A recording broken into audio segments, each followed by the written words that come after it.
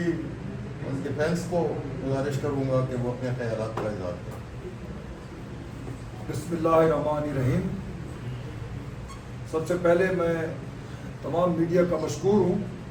कि पाकिस्तान और इंडिया की जो ये हालात हैं उसमें आप लोगों ने हमें मदऊ करके अपनी जो हमारी पाकिस्तान और इंडिया के हवाले से जंग छिड़ने वाली थी।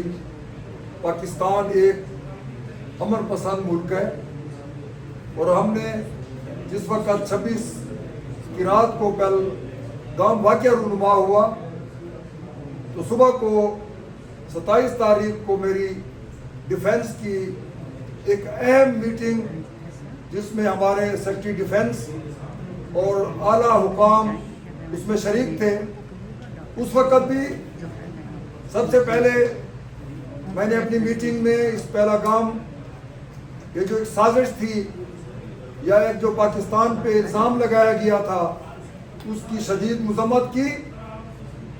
और मोदी सरकार हुकूमत को बड़ा वाज़ेह पैगाम दिया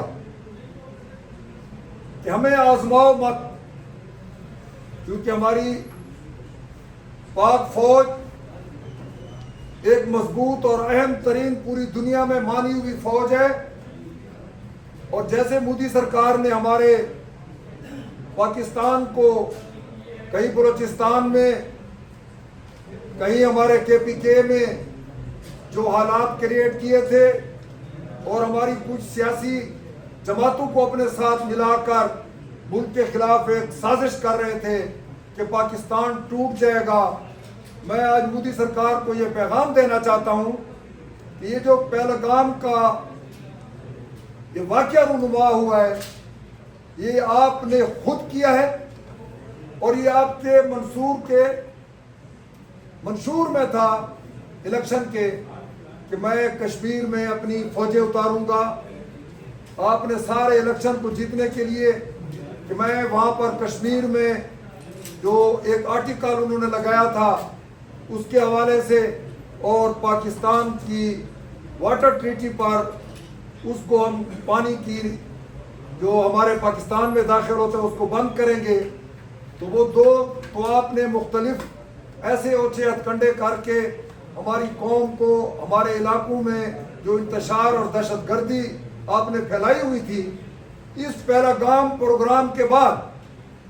मैं अपनी कौम को खराज तहसीन पेश करता हूँ और ये उनका जो एक मंसूबा था कि पाकिस्तान में चूँकि हालात सियासी तौर पर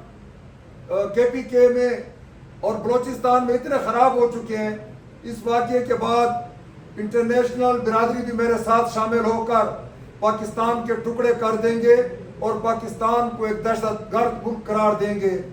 मैं अपनी तमाम पाकिस्तानी अवाम को खराज तहसीन पेश करता हूँ। इस घनौनी साजिश के बाद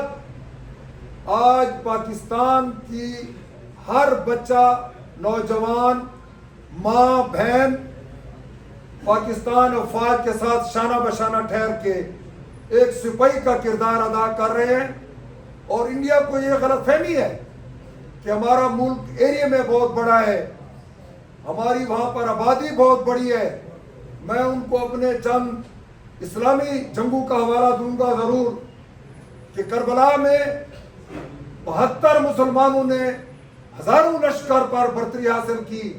इसी तरह हमारे नबी सल्लल्लाहु अलैहि वसल्लम के दौर में 313 सहाबा ने एक बड़े लश्कर के साथ उनका मुकाबला करके उन्होंने कामयाबी हासिल की। मोदी सरकार को ये मैं पैगाम देना चाहता हूँ कि हमारा मुल्क ला इलाहा इल्लल्लाह की बुनियाद पर और इस्लामी नज़रिए के पर बना है और हमारी आवाम, हमारे मुसलमान एक जिहाद का जज्बा और शहादत को तो हमेशा अपने लिए ढूंढ रहे होते हैं। और आज पाकिस्तानी तमाम ये कह रहे हैं कि ये जो आए दिन ये जो सांप के पूंछ को हम पकड़कर कभी हमारे बलूचिस्तान में हालात ख़राब करने की कोशिश की गई, सारे तमाम रिकॉर्ड हमारे पास मौजूद है। चाहे एक्सप्रेस का वाक़या हो, चाहे एक दफ़ा हमारे फौजी नौजवानों को پہلے بھی ٹرین کے کسی بوگیوں میں شہید کیا گیا، لیکن ہم اس خطے میں عدم استحکام کو خراب کرنے کی بجائے ہم نے صبر کا پیمانہ اپنے ساتھ لیا. لیکن میرے خیال میں انڈیا یہ بات بھول چکا تھا کہ جب بھی پاکستان کی سالمیت کی بات آتی ہے، ملک کی بات آتی ہے، تو اس میں